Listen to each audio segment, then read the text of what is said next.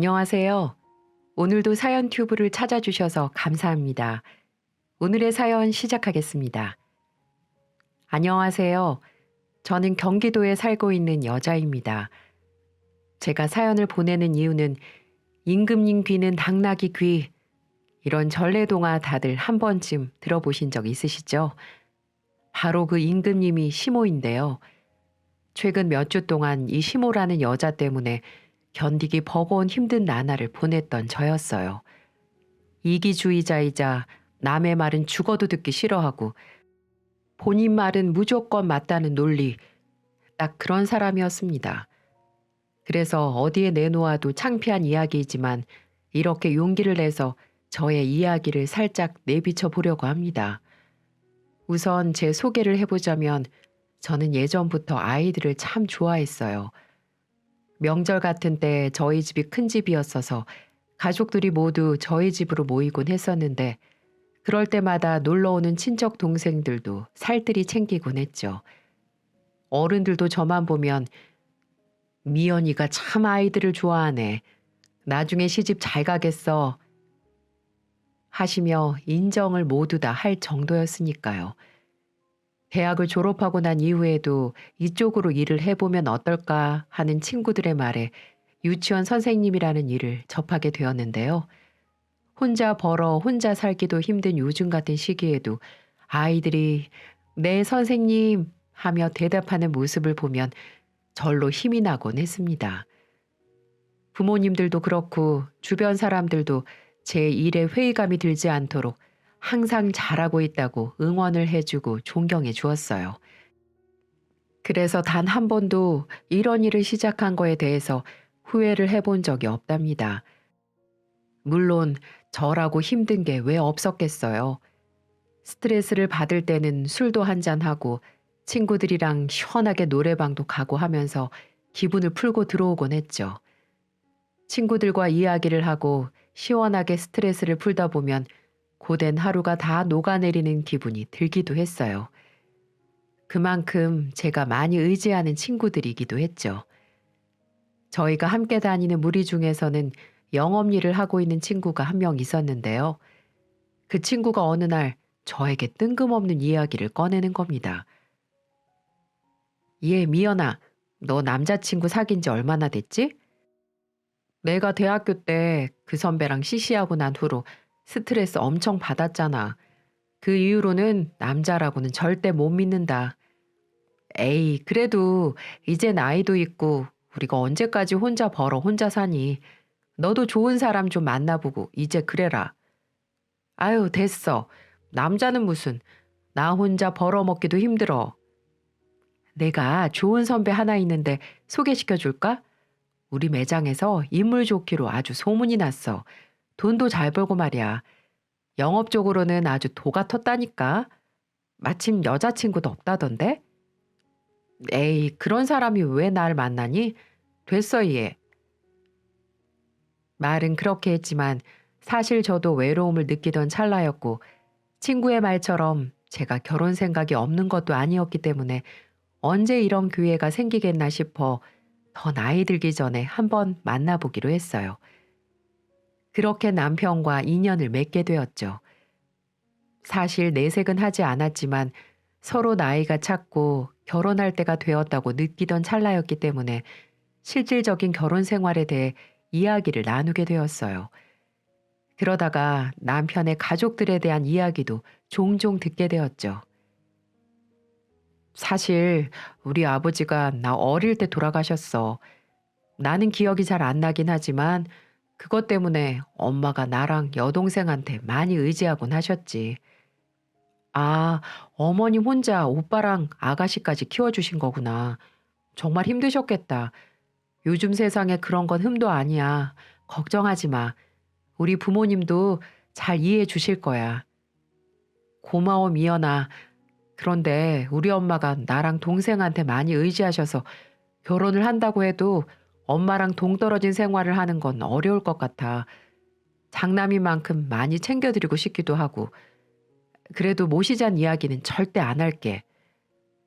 엄마 마음 다 똑같은 거지 뭐. 오빠도 잘 챙기겠지만 나도 딸처럼 살갑게 굴도록 노력해 볼게. 솔직하게 모든 것들을 오픈해서 이야기해주고 자신이 챙길 수 없는 부분까지 모두 털어놓는 남편을 보고 이 사람이라면 내가 노력할 만한 가치가 있겠구나라는 생각이 들었습니다. 그리고 바로 상견례 날짜를 잡았죠.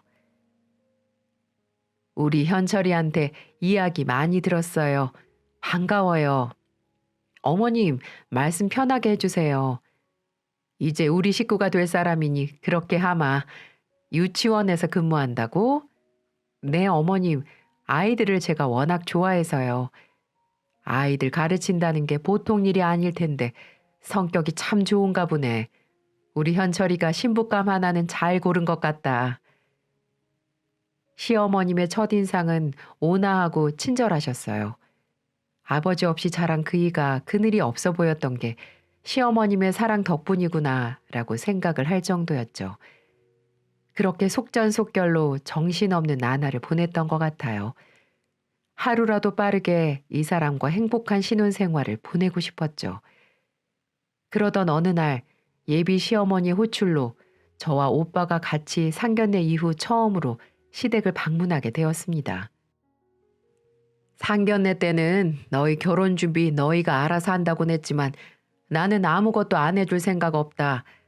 현철이 결혼시키려고 너희 아버지 죽고 나서 남긴 것들 모두 쓰지 않고 차곡차곡 모아뒀다.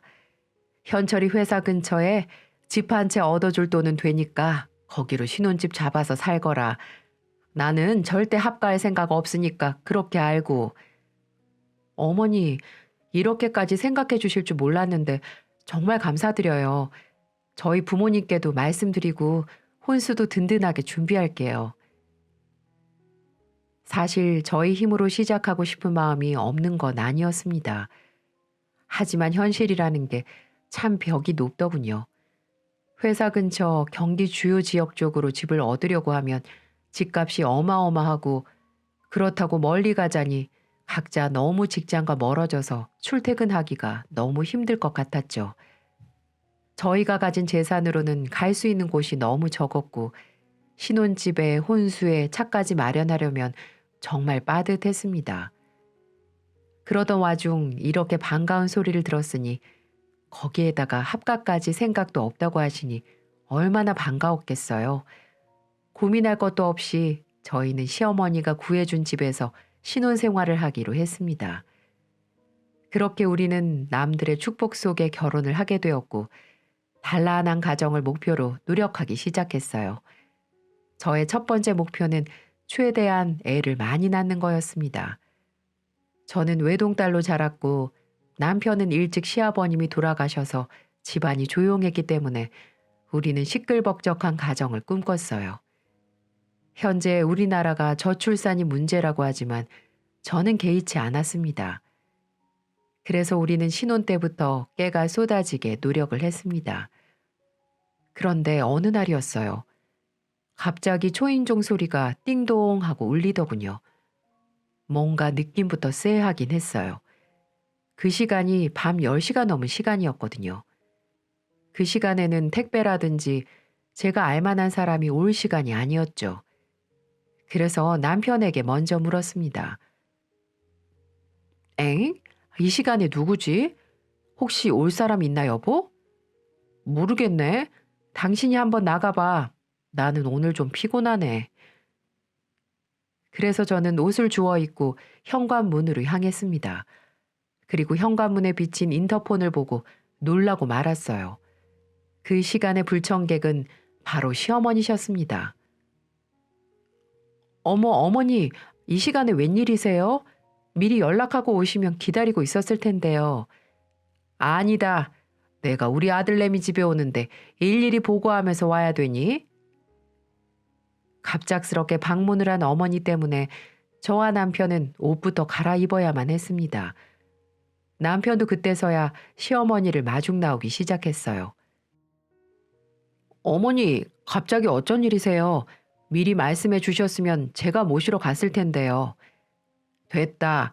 둘이 부부 아니라고 할까봐 똑같은 말을 반복하니 얼른 이 반찬이나 냉장고에 좀 넣어놔라. 아니다. 내가 넣으마. 냉장고가 저기 있지?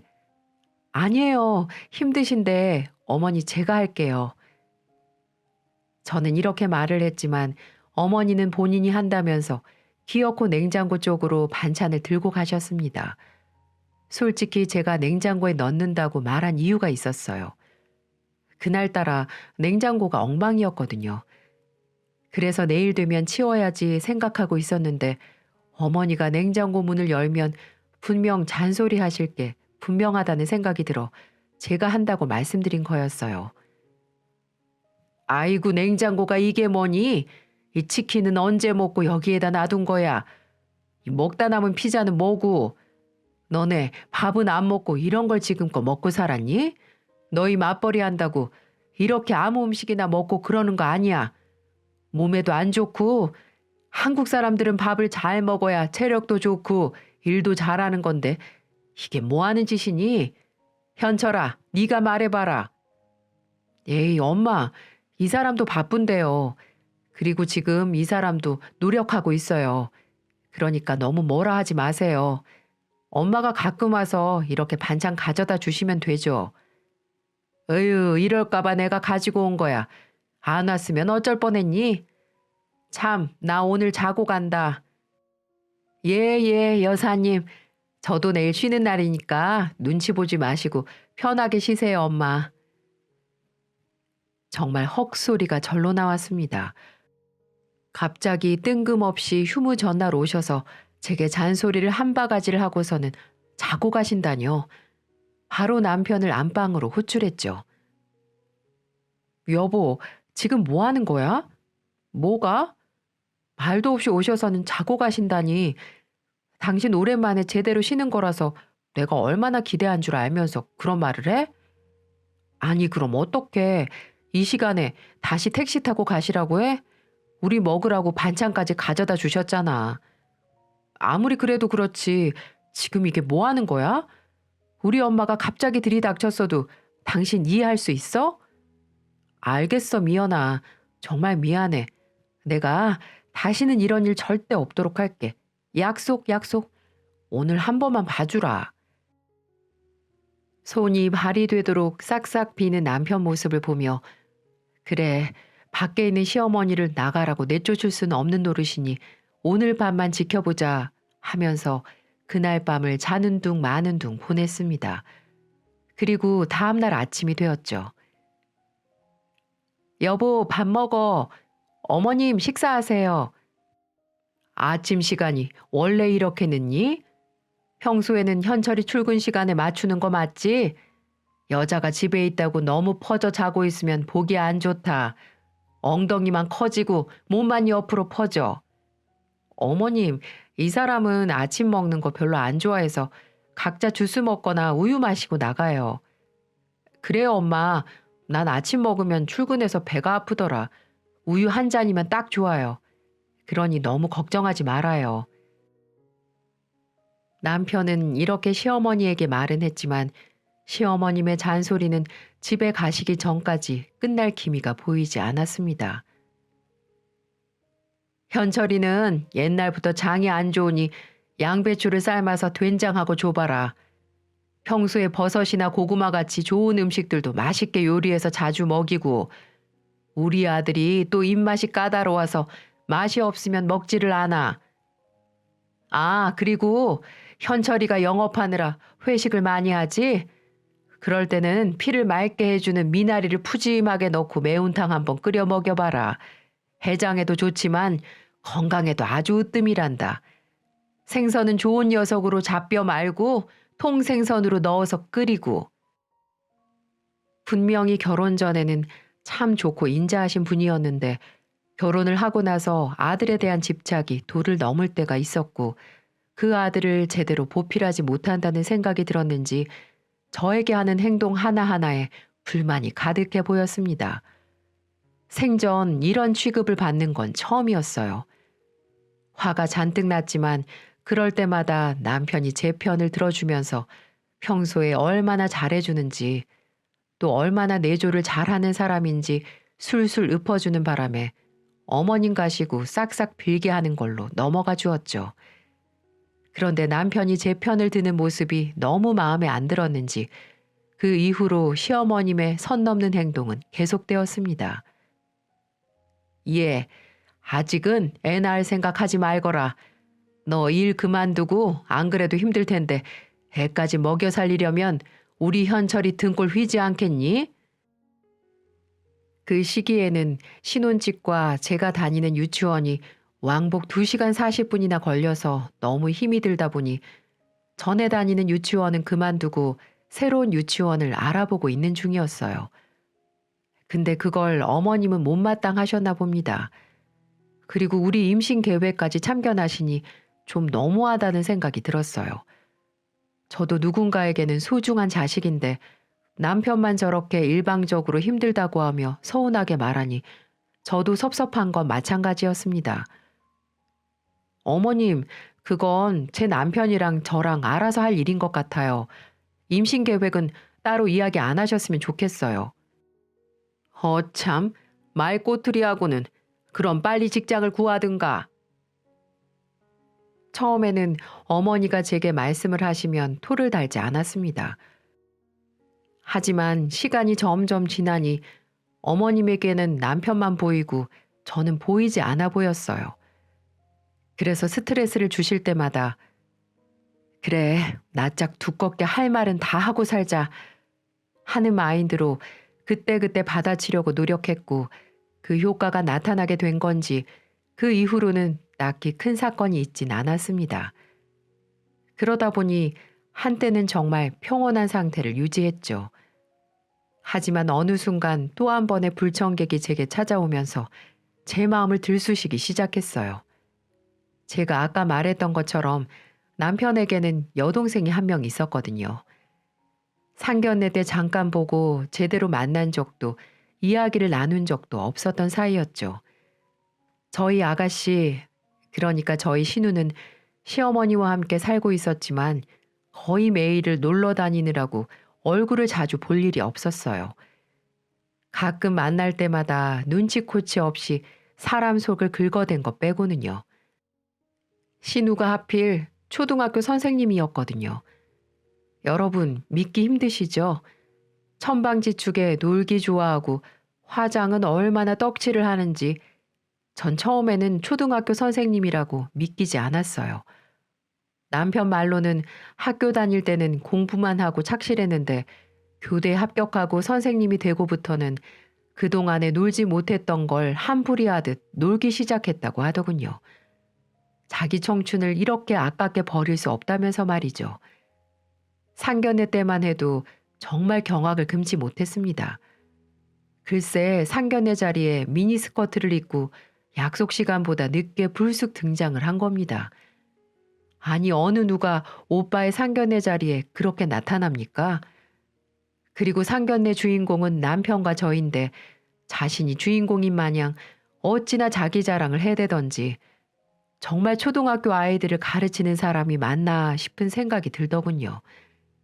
그때는 그냥 철딱선이 없는 동생 하나 있구나 라고 생각을 했죠. 언니, 제가 나이는 언니보다 어리지만 그래도 아가씨 호칭 붙여야 하는 거 알죠? 네, 그럼요 아가씨. 저도 말 편히 할 생각 없어요. 언니 결혼하기 전에 유치원에서 일했다면서요? 같은 선생님인데 공무원은 아니잖아요? 정말 힘들었겠다. 그래도 확 그만둘 수 있는 게 어디예요? 나는 꿈도 못 꾸는데. 아가씨, 그게 무슨 말이에요? 전 아이들이 너무 좋아서 이 일을 시작했던 거예요. 물론 좋은 자리가 있으면 다시 나갈 생각이고요. 아니, 대단하다고 하는 거죠. 난 너무 힘들던데. 시누이는 이렇게 우리 친정 부모님들이 있든 말든 신경 쓰지 않고 자기만 생각하고 자기 말만 하는 그런 여자였어요. 그리고 선생님이라는 자부심이 얼마나 크던지 어떨 때는 저 시누이에게 교육받는 어린 학생들이 불쌍하다는 생각까지 드는 날도 많았습니다. 그래도 저는 주위 눈치도 있고 적당히 맞춰주려고 했습니다. 하지만 이 시누이는 개념이라는 걸 학교에다 놓고 온 것 같아 보였어요. 그래서 어느 순간부터는 계속 오냐 오냐 받아주지 않고 기분 나쁘지 않은 선에서 한마디씩을 하고는 했죠. 그렇게 한동안 그런 관계를 유지했습니다. 그런데 어느 날 일이 터지고 말았어요. 어느 날 시어머니가 호출을 해서 찾아가게 되었는데 글쎄 시누이가 갑자기 결혼을 한다는 거예요. 남자친구가 있다거나 만나는 사람이 있다는 소리는 전에는 전혀 듣지 못한 상태였거든요. 그저 뜨내기로 잠깐 만났다 헤어졌다 반복하는 남자들만 있는 줄 알았지 진중하게 만나거나 결혼까지 생각하는 남자는 없었습니다. 너희한테 말할 게 있다. 사실 현이가 결혼을 하게 됐어. 뭐라고? 엄마, 갑자기 결혼이라니? 남자친구도 없는 애가 무슨 결혼? 선이라도 봤어? 아유, 나도 몰라.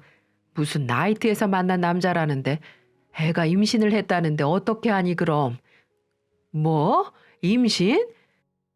이 기집애가 그렇게 노는 거 좋아하더니 결국 일을 쳤네. 남자는 뭐 하는 사람인데? 대단한 사람도 아니고 그냥 대기업 다니는 회사원이라더라. 어떡하니? 그렇게라도 정신 차리고 철 들고 살길 바래야지. 원래 좀 제멋대로인 성격이라는 건 알고 있었지만 갑자기 임신이라뇨. 그렇게 어머님 댁을 다녀오고 나서 남편한테 자세히 물어봤습니다. 아가씨가 노는 거 좋아해? 초등학교 선생님이라며. 나이트는 뭐고 속도 위반은 또 뭐야? 휴, 사실 내가 창피해서 당신한테 말 안 했는데 취업을 하고 나서 애가 고삐가 풀린 건지 능력이 생기고 나이트를 그렇게 다니고 있더라고. 거기에서 남자들 만나 자기 직업 과시하면서 즐기고 그랬다고 하더라고. 뭐? 그럼 처음 본 남자랑 물란하게 놀다가 임신을 했다 그 말이야? 정말 내가 다 부끄럽다. 그래도 어쩌겠어. 상견례부터 급하게 한다는데 같이 다녀오자 여보. 저는 남편의 얘기를 듣고 충격을 받고 말았습니다. 어떻게 그날 처음 본 사람과 만나 임신을 할 수가 있나요? 제 상식에는 전혀 이해가 안 되는 상황이었습니다. 하지만 어쩌겠어요. 저희는 부랴부랴 상견례에 따라가게 되었습니다. 상대방 가족들은 인상도 좋아 보이고 인자한 성격이셨어요. 신우와 결혼하게 될 시매부 역시 사람이 참 선해 보여서 그나마 다행이라는 생각이 들었죠. 그날은 그쪽 집안에서도 신우이를 마음에 들어하는 눈치였어요. 먼저 직업이 안정적이고 그날 모습도 얼마나 단아하게 입고 나왔던지 원래 얼굴은 나쁘지 않았던지라 옷을 참하게 입으니 저도 깜빡 속아 넘어갈 뻔했다니까요. 그 자리에서는 주접을 떨지도 않았고 교양 있는 척 말을 할 때마다 입을 가리면서 하는데 참 하는 짓이 여우가 따로 없었어요. 그 덕분에 시누이는 무사히 결혼 준비를 진행할 수가 있었습니다. 하지만 그 결혼 준비도 오래가지 못했어요. 예비 시매부는 상견례 이후 저희 남편과 부쩍 가까워졌어요. 성격이 둘이 비슷해서 그런지 자주 만나 술잔을 기울였습니다. 앞으로 가족이 되는 거니 문제될 게 없었고 회사도 가까운 거리에 있어 한동안 친하게 지냈습니다. 그래서인지 신우가 사고를 치거나 속을 썩일 때마다 저희 남편에게 전화가 오곤 했었거든요. 항상 이야기를 들어보면 신우의 문란한 생활 때문에 남편한테 전화가 와서 하소연을 하곤 했습니다. 처음에는 임신도 했으니까 집에 얌전히 붙어 있겠지라고 생각했었는데요. 전혀 그렇지 않았더라고요. 형님, 현이가 또 연락이 안 됩니다. 주변 친구들 전화 돌려보니 어디서 놀고 있거나 잠수 타는 게 취미라던데 제가 언제까지 참아줘야 합니까? 저 너무 힘듭니다. 내가 정말 할 말이 없네. 이 기집애 홀몸도 아닌데 어딜 간 거지? 내가 찾아서 따끔하게 혼낼게. 너무 걱정하지 말고 기다려 보자고. 그러면 남편은 곧바로 신우에게 전화를 합니다. 너 지금 어디야? 지금 매부가 얼마나 널 찾고 있는 줄 알아? 너는 임신을 해놓고 어디를 그렇게 싸돌아다녀? 아, 몰라. 오빠가 무슨 상관이야. 그 인간이 오빠한테도 전화했어? 아, 짜증나 정말. 야, 너는 언제 철들래? 언제까지 그렇게 살 거야? 너 이제 홀몸 아니야.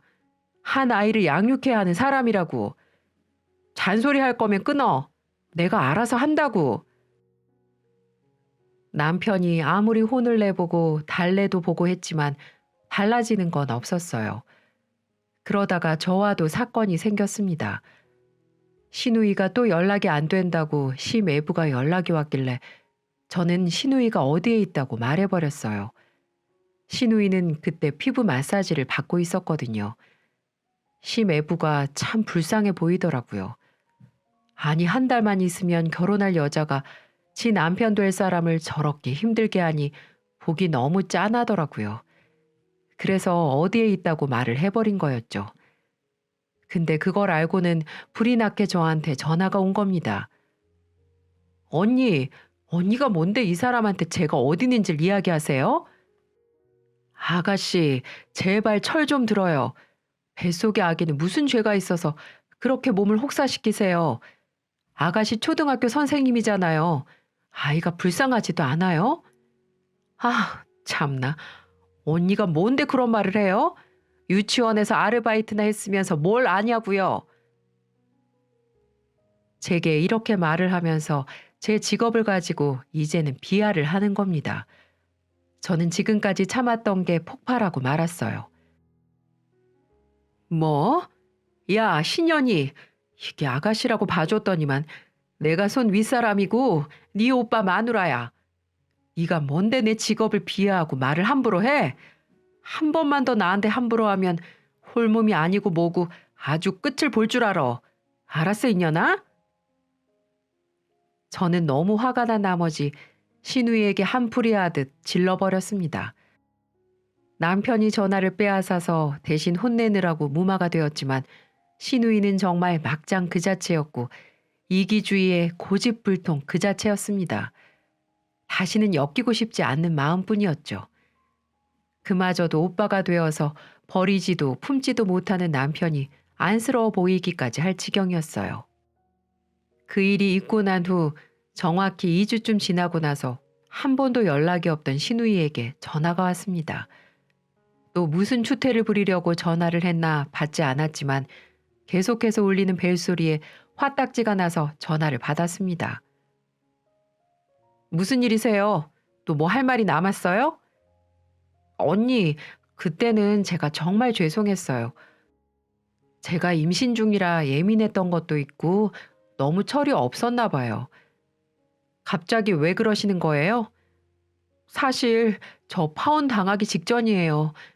저는 계속 정신 차리겠다 하고 있는데 그 사람은 제가 못 믿어온가 봐요. 이런 상황이 되니까 주변 사람들을 돌아보게 되나 봐요. 저 언니한테 못된 말 해서 벌 받는 거 맞죠? 아가씨 상황은 정말 안타까운데 저는 해줄 말이 없어요. 제가 매부였어도 아가씨 더는 참아주지 못했을 거예요. 파혼 이야기가 아니었다면 아가씨 이렇게 반성했을 것 같아요? 저는 더 이상 이야기해줄 말 없으니까 아가씨 스스로 헤쳐나가야 할 거예요. 언니, 도와달라고 전화한 거 아니에요. 저는 그냥 사과드리고 싶었어요. 이만 끊을게요. 갑자기 왜 사람이 이렇게 180도가 변해서 나타나서 사과하는 건지 의아하기도 했지만 이제라도 철 들여나 보다 이런 모습을 보면 매부도 마음이 바뀌겠지 하며 신경을 쓰지 않고 있었습니다. 그런데 어느 날 갑자기 집에 시어머니가 찾아왔어요. 혼자 있는 시간이어서 당황스럽긴 했지만 오랜만에 찾아오신 터라 얼른 문을 열어드렸죠. 어머님, 전화도 없이 갑자기 어쩐 일이세요? 아가, 부탁할 게 있어서 왔다. 우리 잠시 앉자. 이쪽으로 앉으세요. 어머님 안색이 너무 안 좋으세요. 혹시 무슨 일 있으세요? 아니다. 일단 커피 한 잔 다오. 따뜻한 커피를 내려드린 뒤 대화를 이어갔는데 시어머니는 정말 내게 상상도 못할 이야기를 하기 시작했어요. 정말 헉소리가 절로 나왔습니다. 갑자기 저한테 아이를 키우라는 겁니다. 아가, 들었다시피 알고 있겠지만 현이가 이번에 파혼을 당하게 생겼어. 네, 안 그래도 아가씨한테 전해 들었어요. 혹시 그것 때문에 오신 거예요? 아니다. 사실은 현이가 초등학교 교사잖니. 파혼을 하게 되면 혼자 벌어 아이를 먹여 살려야 하는데 혼자 육아도 하고 직장도 다니는 건 현실적으로 너무 무리인 것 같아. 그쵸. 어머님이 도와주시기에도 한계가 있을 텐데 차라리 베이비시터 이모를 들이시면 어떨까요? 요즘 잘 봐주신대요. CCTV도 설치할 수 있고요. 그게 무슨 소리니? 어떻게 잘 알지도 못하는 사람을 집에 들이고 애를 맡겨. 그건 아닌 것 같고 아직 너희가 애도 없고 하니까 너희 밑으로 출생신고를 하는 건 어떠니? 네? 어머님, 뭐라고 하셨어요? 우리 현이 인생 망칠 수 없지 않니? 너희는 이미 결혼도 했고 우리 현철이 벌이는 적은 편도 아니니까 아이 하나 있어도 잘 키울 수 있을 거다. 현이가 너희한테 다달이 금전적으로도 도와줄 거야. 어머님, 진심으로 하시는 말씀이세요? 어떻게 남의 자식을 키워요? 말도 안 돼요. 남의 자식이라니. 그래도 너의 피부친데 같이 살다 보면 가족 되는 거다. 뱃속에 나온 자식만 자식이 아니야. 매일 보고 먹이고 살다 보면 오히려 자식보다 더 정이 갈 때가 올 거다. 현철이 피부치니까 네 서방도 닮았을 거고 그러면은 더 자식 같을 게야. 어머님, 저한테는 남편 등골 휜다고 아이 늦게 낳으라고 하지 않으셨어요? 그런데 지금 아가씨 아기 키우라고 말씀하시는 거예요? 저 못 들은 걸로 할게요. 아가, 안 그래도 고민이 많이 될 건 안다. 그래서 내가 너희 든든하게 지원해 주겠다는 거야. 자, 2천만 원이다. 이걸로 아기 방 꾸미는데 충분히 쓰고도 남을 거야. 내가 이렇게 꾸준히 지원해 줄 테니까 눈 한번 딱 감고 우리 현이 인생 좀 구원해 주렴. 어머님, 돈이 문제가 아니에요. 아무리 그래도 이건 아니죠. 자기 자식 키우는 것도 힘든 시기에 제가 어떻게 아가씨 자식을 키워요? 아가씨가 설마 그것 때문에 저한테 사과하려고 전화했던 거예요? 네, 그랬습니다. 시누이는 시모와 둘이 이대로 어떻게 사나 머리를 맞대고 궁리를 하다가 제 밑으로 출생신고를 시키고 키우게끔 하려고 했던 겁니다. 어차피 아이도 없으니 돈 주면서 구슬리면 될 거라고 생각했던 거죠. 기가 차고 머리가 어질어질한 게 누군가에게 맞은 듯 띵했습니다. 2천만 원을 주면서 저를 회유하면 제가 넘어가서 덜컥 애라도 키워줄 거라고 생각했나 봐요. 처음에는 좋게 거절을 했습니다. 그런데도 시어머니는 하루가 지나서 또 찾아오고 주말이 돼서 찾아오고 시도 때도 없이 전화를 해서는 제 속을 뒤집어 놓기 시작하더군요. 그게 한동안 계속 이어졌습니다. 저는 확실하게 거절을 하면 어머님도 마음 접으시겠지 하며 사건이 벌어진 그날은 마지막으로 정말 단호하게 절대 못한다고 말씀을 드렸더니 글쎄 저한테 입에 담지도 못할 욕을 하면서 사람이 돌변하기 시작했어요. 글쎄 제 앞에 있던 물잔을 가져다가 제 얼굴에 부어버리는 거 있죠? 내가 너한테 부탁을 수십 번 했어. 그래도 내 부탁을 안 들어줘? 내가 무릎이라도 꿇어야 네가 들어주겠니? 어머님, 지금 뭐 하는 짓이에요? 이것도 폭력인 거 모르세요? 뭐? 폭력? 그래, 어디 한번 신고해봐. 가족이 왜 가족이야? 서로 돕고 사는 게 가족 아니니? 근데 이렇게 네 시누이한테 매몰차게 나와? 들어줄 수 있는 부탁을 하셔야 제가 들어드리죠. 더 이상 저는 말씀드릴 게 없으니까 어서 돌아가세요. 그리고 한 번만 더 이런 짓 하면 절대 저도 못 참으니까 명심하세요. 요즘 세상이 어떤 세상인데 며느리한테 물을 부어버려요? 저는 이렇게 최대한 인내를 하며 돌아가시기를 요청드렸습니다. 그랬더니 가지고 온 가방으로 제 머리를 때리기 시작하는 겁니다. 뺨을 때린 건 아니었지만 물건으로 머리와 몸을 맞으니 너무 아팠어요. 그리고 너무 짜증이 났습니다. 진짜 왜 이러세요? 그만하시라고요. 니년 천한 년이 우리 현철이 데리고 갈 때부터 내 알아봤어야 했다. 집엔 여자가 잘 들어와야 한다던데 니깟 년이 우리 현이 인생을 망치려고 들어? 저는 그 순간 머릿속에서 뭔가가 틱 하고 끊어진 듯한 느낌을 받았습니다. 정신을 차려보니 아악 소리를 지르며 시모의 머리채를 잡고 있는 저를 보았죠. 저는 이성을 잃어버린 채 시모의 머리끄댕이를 잡고 집 밖으로 내쫓아 버렸어요. 다시는 찾아오지 말고 전화도 하지 말라고 2천만 원을 던져버리고 문을 쾅 닫아버리니 밖에서 기가 찬 듯 깔깔 웃고 있는 거 있죠? 정말 그 소리가 아직도 잊혀지질 않네요. 처음에는 이래도 되나 싶은 생각이 있었지만 정신을 차리고 보니 정말 속이 후련하더군요. 이런 걸 참았다면 평생 후회로 남지 않았을까 싶어요. 집에서 옷을 갈아입고 여기저기 치우고 아직도 분이 안 풀려서 씩씩거리고 있는 와중 남편이 퇴근을 하고 돌아왔습니다. 아직 시모한테는 전화가 안 온 건지 현이 이야기를 들었냐며 이야기를 꺼내더라고요. 안 그래도 낮에 어머니 왔다 가셨다. 나보고 덜컥 아이를 키우라고 2천만 원을 주시더라. 기가 차서 웃음도 안 나왔다. 다시는 연락하지 말라고 말씀드렸으니 당신도 절대 그 제안 받아줄 생각하지 말아라. 이렇게 단단히 못을 박았죠. 그런데 남편은 남의 편이라더니 이 인간이 글쎄 현이 너무 불쌍하지 않냐.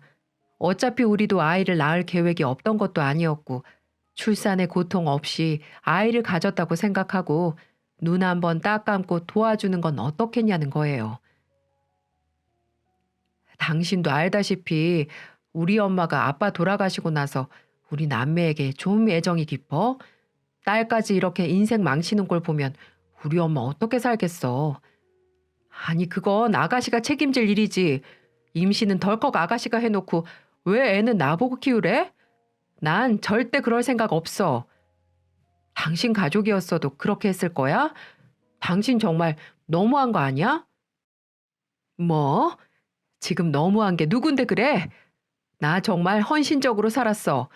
어머님 불쑥불쑥 찾아오시고 아가씨 매일 사고치고 다니고 이런 일 반복되면서도 당신 하나는 그래도 내 편이라고 생각하고 살았다고.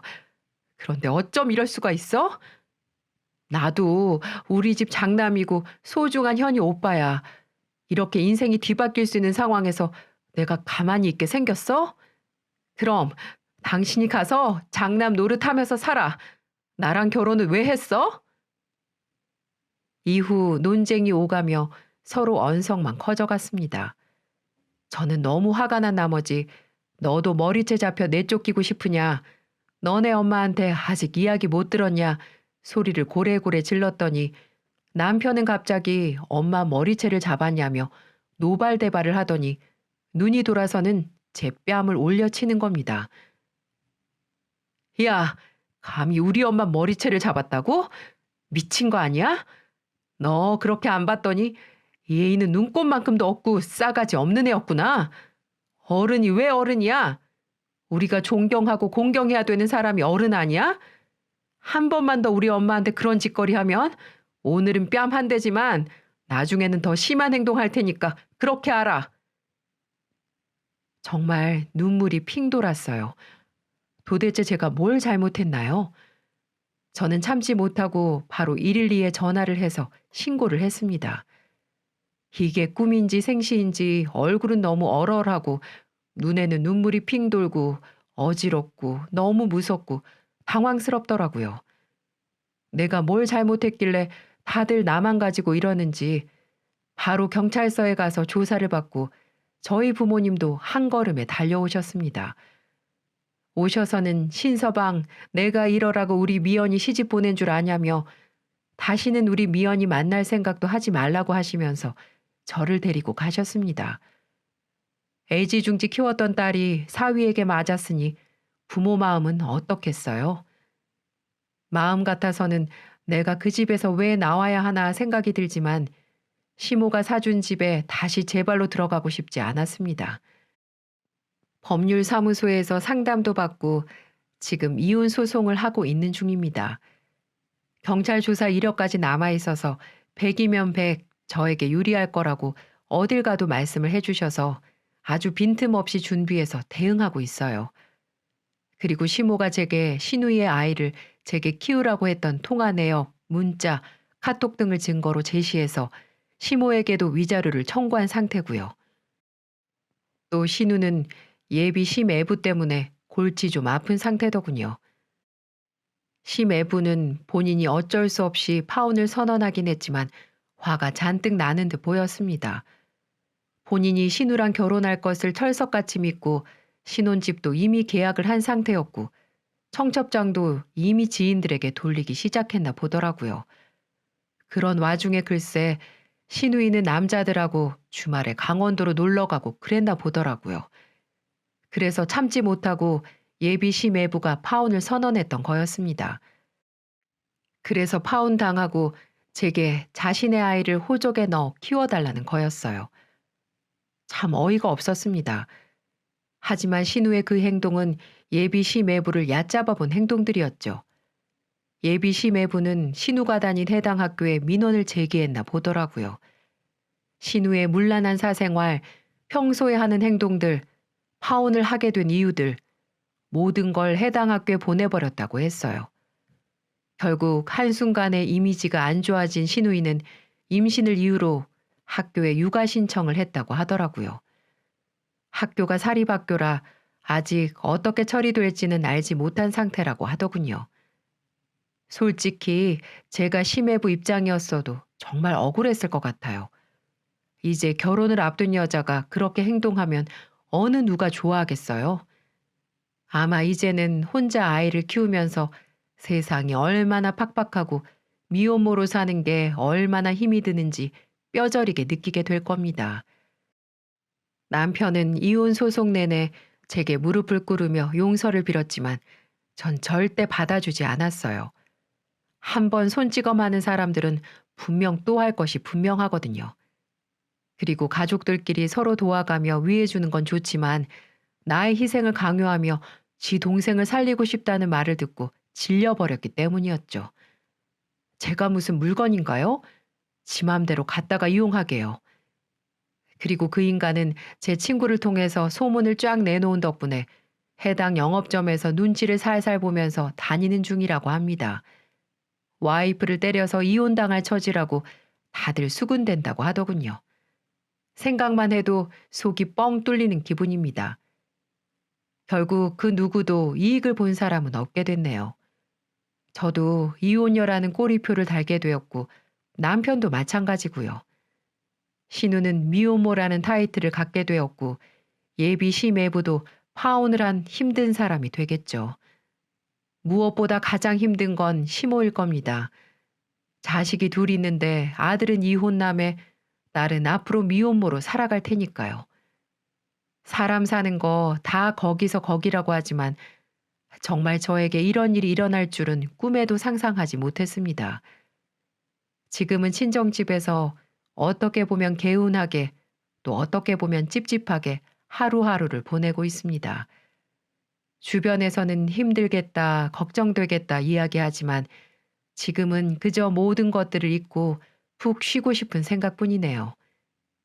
가끔씩 시모 머리채를 잡고 뒤흔든 저의 모습이 생각나면서 한 번이라도 더 흔들 걸 이러며 아쉬워하기도 한다니까요. 이 인간 덕분에 이제 남자, 시댁, 결혼 이런 거에 아주 신물이 납니다. 앞으로 재혼을 생각할 일도 없을 것 같고 제가 좋아하는 아이들 가르치는 일 하면서 혼자 잘 먹고 잘 살 수 있도록 노후나 대비해 보려고요.